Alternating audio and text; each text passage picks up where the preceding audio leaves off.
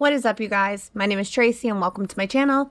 If you are new here, take a look around. If you like what you see, make sure to do those YouTube things. Like, subscribe, comment down below, and share this out. Alright guys, I have to address a bunch of bullshit pretty much. I got this lovely comment sent to me, and I got to see that TikTok today. And all I have to say is, first of all, it was my mistake, apparently, that the paperwork said 5:30 p.m. Apparently, it would be my guess that there was an issue that somebody put in p.m. instead of a.m. I went by what was on the records, but it was my mistake. I will take that. I still say that that brings up a discrepancy, because if they're saying that you left at 5:30 a.m., it was just an accidental put on p.m., that still means that you didn't wait till shift change. But in this grand scheme of things, really, does that matter? I mean, it was just one more thing for me to point out. However, I find it interesting that you go to TikTok and you gaslight and dog whistle your ride or die to make sure to let them know that I'm over here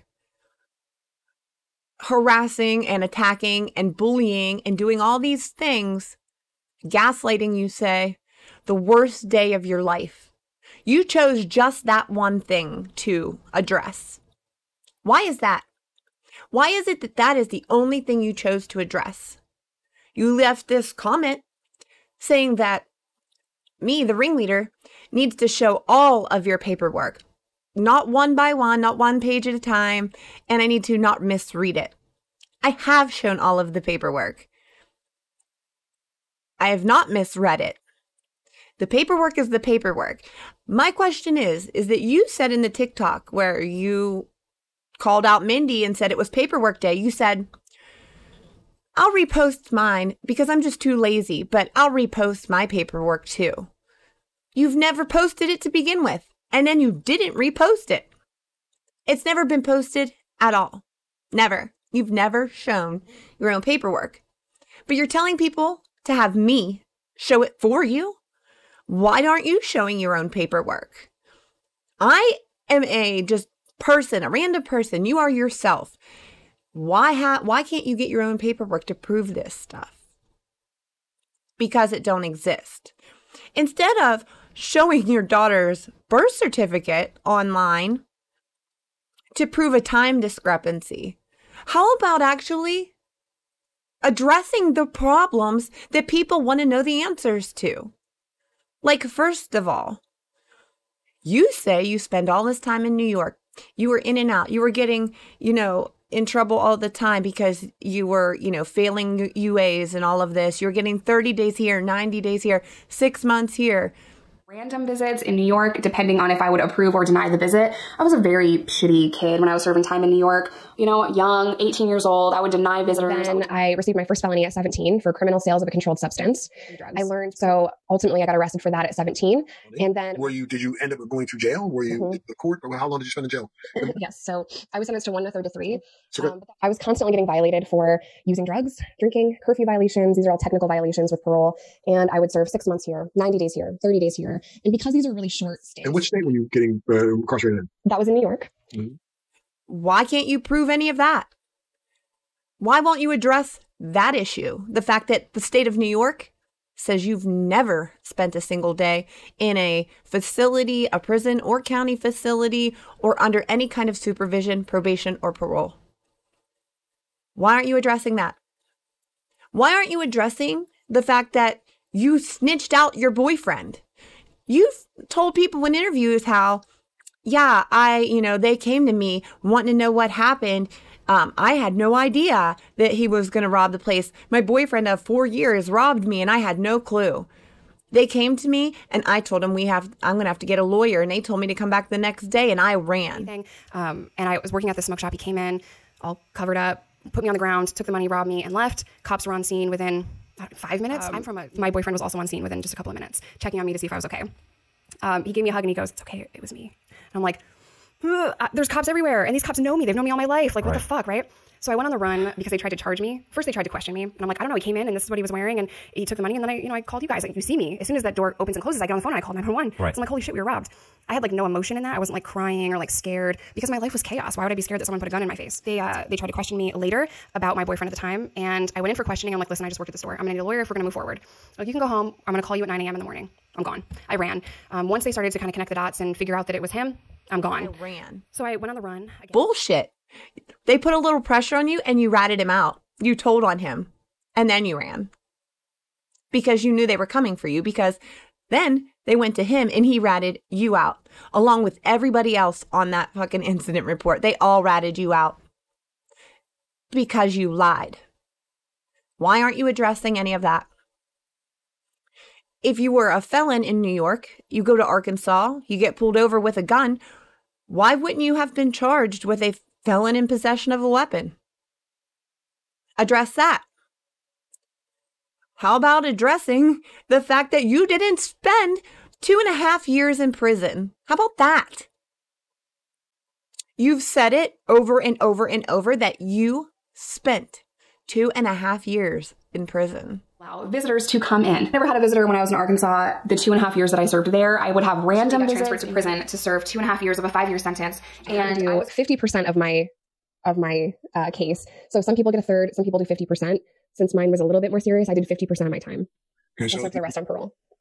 So let's see. So you went to prison 2 months later. You had your daughter. Then what? 2.5 years later, they let you out. I served a total of 2.5 years. 2.5 years. Okay. So they let you out now. Got 2.5 year mark. You don't have your daughter's. You told Jubilee 5. You were so proud of yourself that you got second place below the guy with 14 years because you had 5. Those people below you actually served the time that they had. You didn't. You would have been down near the bottom. Address that. I can't believe the people in the prison community are okay with you having lied about the time you spent in prison. Your sentencing order and your plea agreement, you signed them April 11th, 2012. A year later, you're walking out the door almost to the day. You're in and out for court all the time. Now you're saying that the reason you went to court May 1st to testify was because you beat up that chomo. However, your own disciplinary thing says that happened in September. So the time you went to court to testify in May doesn't connect. You say you got that violation, that disciplinary, because you beat up the chomo. And it was because it was in the bathroom and it was loud. First of all, your disciplinary says that you weren't listening to staff, you were making too much noise, and you had something that you weren't supposed to have. That don't add up. However, in every other video, you talk about how you elbowed the guard in the chest when they broke it up after they pepper sprayed you. They're not going to charge you for any of that, just the noise. Just the noise, not fighting. You said it was for fighting. That doesn't add up. That don't add up at all. You've said over and over how much time you spent in SEG. 90 days here, 30 days here, 15, 60, 20. You lived in SEG according to you. You have one disciplinary for 15 days. One. Address that. Tell the truth about it already. Never mind the fact that the whole pregnancy before you knew you were pregnant before. Whatever, it's been made very clear. Why aren't you asking your cop friend why he wrote all those things? Why he stole your extra drugs? Why he only put 15 grams on all of the things?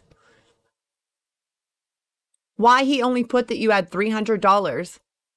The evidence list literally shows you had $300. There ain't no $5,000 in there, honey.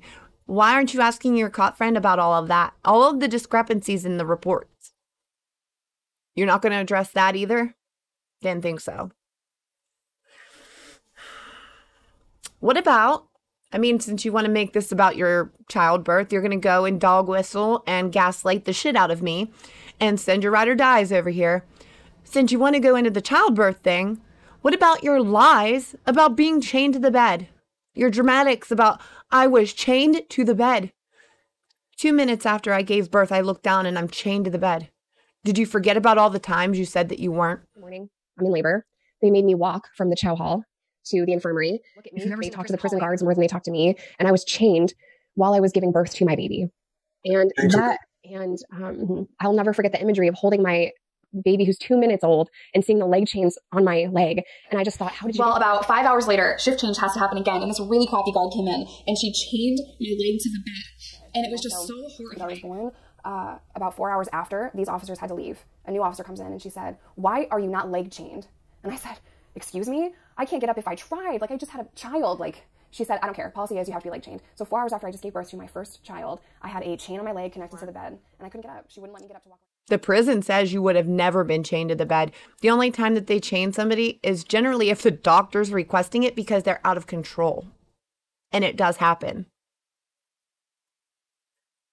So Have that baby that you day, yourself have said I you don't have weren't. a choice, right? Over and So over. they're like, "Do you need a wheelchair?" And I said, "No, I'll walk." Now from where I mean, it's all these stupid lies. You have lied about everything. Never mind the fact that, you know, I've heard over and over about how in New York you were not this big time drug dealer, nowhere near what you portray yourself as. You never were a drug dealer down in Arkansas. You sold stuff here and there so that you could feed your habit, but you definitely weren't no drug dealer running for the cartel in the matter of 6 months. You didn't go there till almost March. You got picked up in October. How did you make in that amount of time? You said you had 2 months sober and all of this when you went. And, you know, you went on the magazine crew first. You left in February, hit the magazine crew, and then went to Arkansas after that. How is it you had enough time to make cartel connections to the point where they let you sell for them? Don't think so. It is just a mountain of lies. Jason told on you about the cheating shit, which, trust me, I could give two. I don't care at all about your sex life, your love life, none of that. I don't care. He's the one that outed it when he talked to Nicole and recorded it and put it up himself. He told on you for all of that. He made comments about you using.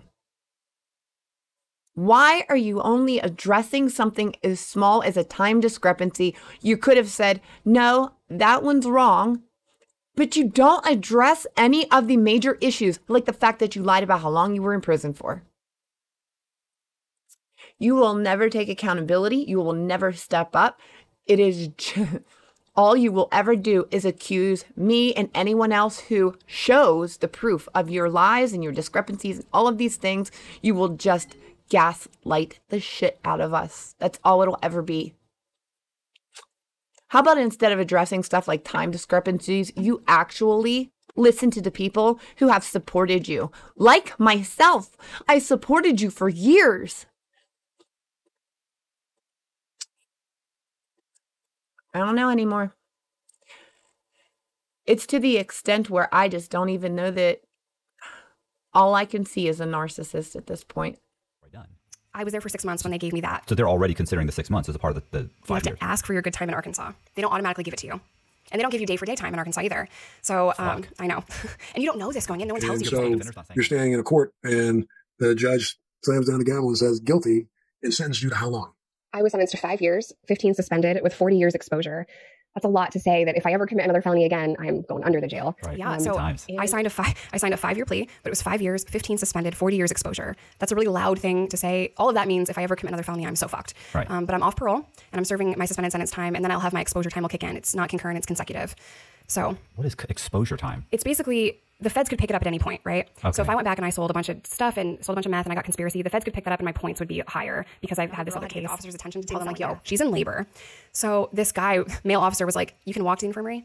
And I'm like, yeah, I think so. He should have got me a wheelchair. Like, I'm in active labor and I've never had a baby before, right? So I walked in and she's like, we need to tell the cops. Now, at this point, there are only 2 things I go to the cops for: toilet paper and my mail. So I'm like, I don't want to tell them anything, you know? So finally she's just like, yo, come on. Like she's got to go.